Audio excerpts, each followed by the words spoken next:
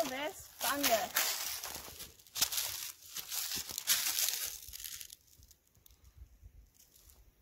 I'm not sure what kind that is. There are lots of types of fungus in the forest, but sometimes we just have to wonder.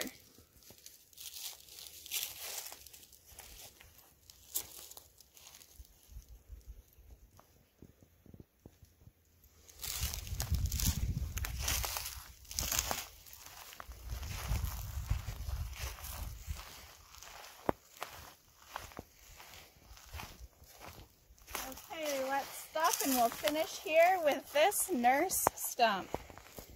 Why do you think it might be called a nurse stump? What do nurses do? Nurses take care of people, right? And so we call this a nurse stump, or maybe a nurse log you've seen in the forest, because even though this tree, the stump isn't alive anymore, it brings a lot of new life and new growth into the world. And so plants that we can see here are the salmonberry with the little pink flowers, this one, and we can see huckleberry. Huckleberries usually grow from nurse stumps, and all of the moss covering it too. And most of the nurse stumps in this forest are from cedar trees, because the cedar trees have been here for a very long time. Cedar trees can grow to be over 100 feet tall and almost 200 years old or more.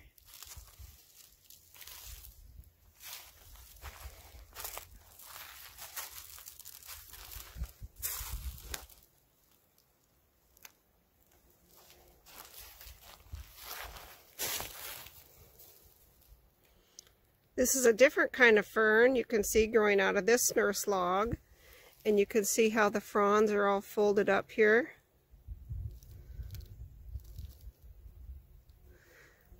I'm not sure what the name of this fern is, but it dies off every year and then grows back.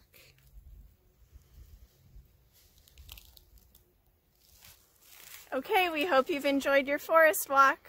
Bye! Look, Chloe found something in the forest. She's using her nose. Now she's digging. What do you suppose lives under the ground in the forest? It's something that owls eat. She's on to something. Maybe she can hear it. The other day when we were out, she dug a hole like this, and at the other end was a little mole scurrying under the soil, trying to get away from the dog. Oh look, I just found some conch growing up the tree. This is another kind of fungus. You can see it's growing all the way up the tree. And they can get really big. Some of them get as big as a dinner plate. Here's one that I picked off the ground. It had fallen to the ground.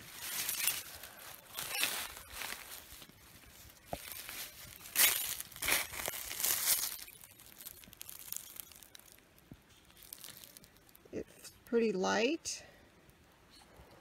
It's kind of smooth on this side. You can see it has little bumps on it. That's what it looks like on the inside where it was hooked to the tree. And here's the back side. So one side is really white and the other side is dark. And then the inside is kind of a mixture of a lot of different things. So those are conchs that grow on trees. Here's another tree with conch. It's just like the conch seashell. They named this the conch fungus because it kind of looks like the seashell. And this is pretty big. This one's bigger than my hand. Or about as big as my hand. And it's just on an old stump that's covered in moss. And there's some more down on this side. Oh, look. you suppose all those little holes are for? Do you see those holes in the bark of this old cedar tree? What do you suppose made those? Well, let's look on this other side. Oh my goodness, the whole tree. The whole tree has holes in it.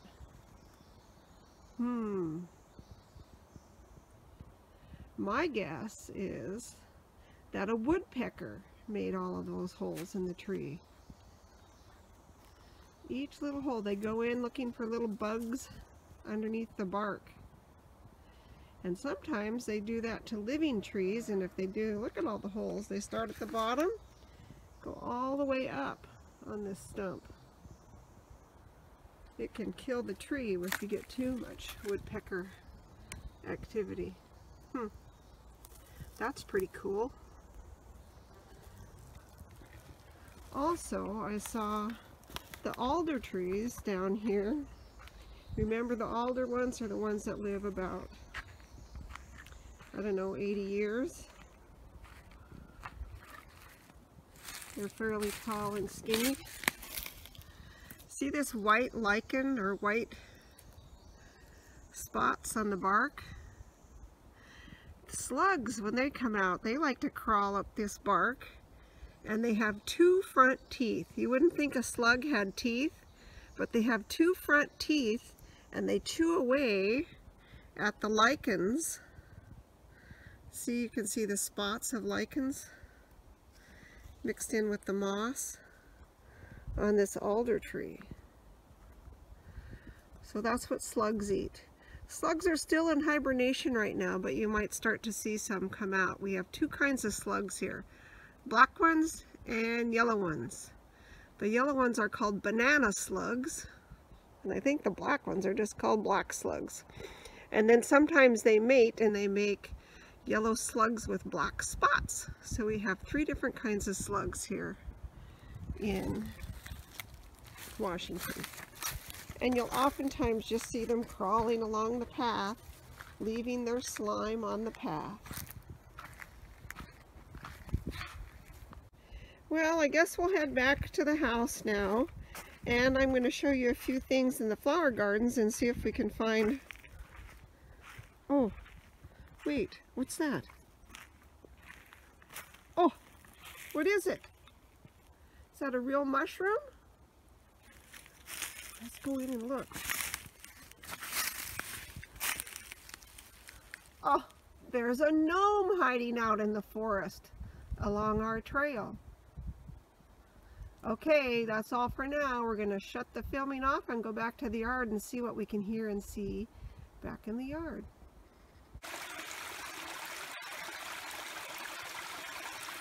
Here's a little stream coming down the mountainside. You can really hear it.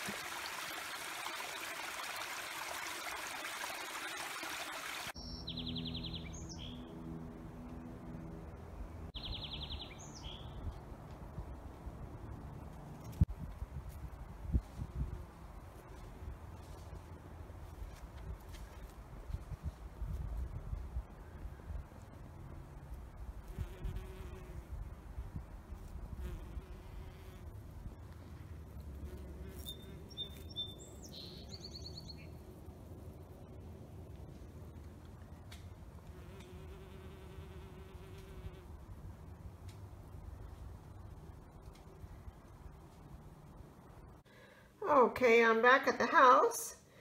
If you guys want to go out for a walk in the forest, you could make your own field log notebook. You can write down things that you see, things that you smell, things that you hear, and things that you feel. If we were going to go on a hike, I'd have this field logbook all ready for you. That's one version of it. Or here's another version. You can write down at the top what you see, smell, hear, or feel. You can draw a picture of it, and then you can even write a little bit of a story about it to document your hike in the woods. I bet you'll see some things that we didn't see in this video. So keep your eyes and ears open and don't be afraid to listen and feel and smell when you're out on your forest hike. That's all for now. Bye.